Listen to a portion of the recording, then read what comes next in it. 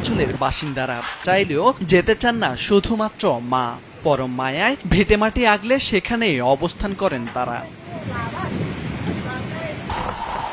শুধুমাত্র উপকূলীয় অঞ্চলের বাসিন্দারাই জানেন ঘূর্ণিঝড় কিংবা প্রাকৃতিক দুর্যোগে মায়েরা কতটা কষ্ট করে থাকেন। ঘূর্ণিঝড়ের তীব্র বাতাসে বাড়িঘরের ছাদ, টিন, আসবাবপত্র উড়িয়ে নিয়ে গেলেও শেষ অবলম্বনটুকু টিকিয়ে রাখার চেষ্টা করেন যিনি, তিনি হলেন মা। মায়ের ভালোবাসা সবসময় অতুলনীয়। ঝড় বৃষ্টি রোদে সবাই নিজেদের টিকিয়ে রাখার চেষ্টা করলেও মায়েরা সবাইকে নিয়ে টিকে থাকতে চান।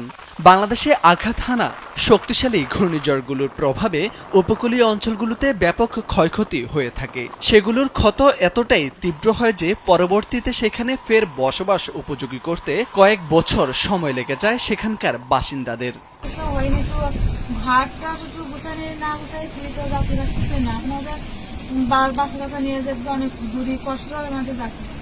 এলাকার বাসিন্দাদের মধ্যে বেশিরভাগ নারীরা আশ্রয় কেন্দ্রে যেতে চান না। ঘূর্ণিঝড় প্রস্তুতি কর্মসূচি বা সিপিপির স্বেচ্ছাসেবীরা বলছেন বেশিরভাগ নারীরা অসচেতন। বারবার বলার পরেও তারা আশ্রয় কেন্দ্রে যেতে চান না। প্রবল ঘূর্ণিঝড় রিমাল রোববার মধ্যরাতের মধ্যে বাংলাদেশের সুন্দরবন উপকূল অতিক্রম করতে পারে বলে জানিয়েছে আবহাওয়া অধিদপ্তর। এর প্রভাবে দেশের প্রায় প্রতিটি বিভাগে বৃষ্টির পাশাপাশি উপকূলীয় অঞ্চলে ৮ থেকে ১২ ফুট উচ্চতার জলোচ্ছ্বাস হতে পারে বলে আশঙ্কা করা হচ্ছে। মোর্শেদ আলম, কালবেলা।